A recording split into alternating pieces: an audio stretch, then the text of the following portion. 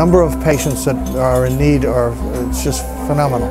And it's grown every year, and it's a sign that we need to do more for the patients who can't afford to come here.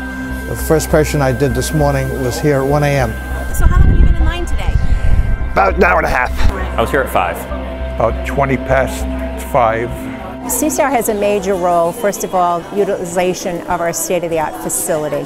But I have to say that the other thing about it is truly the manpower that it takes to get everything together with the supplies and equipment. It's dealt us funding that enables us to do what we do, and we have a tremendous amount of food donated this year.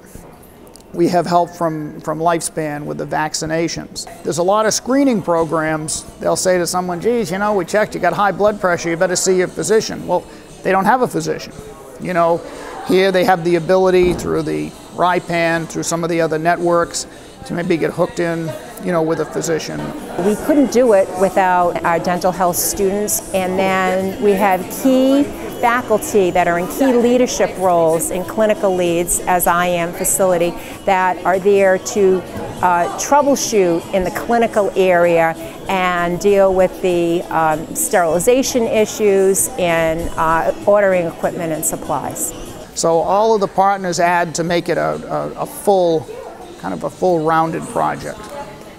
I think the most important thing we've done is streamline things. You know, the first year, obviously, we hadn't done it before. It was very difficult for us to know exactly how to bring the people in, what order, and the second year, we spent a lot of time fine-tuning the oral surgery side of things. You know, a lot of people come in for extractions. I think this year, a lot of our focus has been on the restorative aspect, you know, the fillings, making sure we have the proper number of docs, proper number of assistants, working the chairs, things of that nature.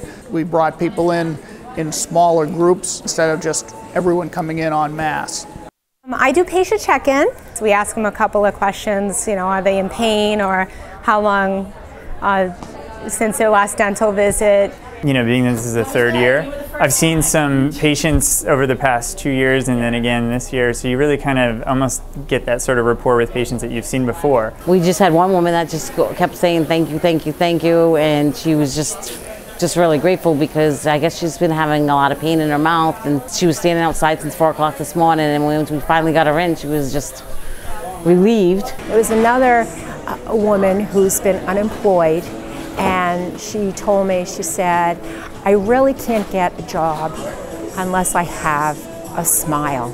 So if you're missing a front tooth, especially on the top, you're reluctant to go to job interviews. And she said, and stayed overnight last night in the rain, and was here from 3:30 in the afternoon to get her smile restored. You're allowing them to have the self-esteem and to have the self-worth that they're going to go to that job interview and sit there and smile and really feel, you know, I can do this. In the end, you greet everyone with your smile, and if you don't have a pleasant smile, people aren't necessarily going to hire you. I don't have dental insurance, and I've had a problem that's been ongoing for a little while, starting to cause me some pain. And I have a friend who actually attends school here, and she told me about this, so I said that's a perfect solution. So were you in pain before this? Not to the point where it was excruciating, luckily. You know, and I didn't want it to get to that point, but you know, it had to be taken care of. About an hour all told to get it done, and about 6 hours of waiting. Do you think it was worth the wait? Absolutely. Affordable, and it's worth coming. I even told the lady if I had to sit out there for 3 hours or lay down and take a nap for 5, I would be here. It's amazing what is being done here, the fact that people have a place to go and don't have to shell out a ton of money out of pocket or go into debt. Everybody was just wonderfully courteous, and I would certainly come again if I ever need to. Events like this put a face on people suffering. There are many wonderful endeavors that go on, but this one here, we're giving free care and getting people out of pain.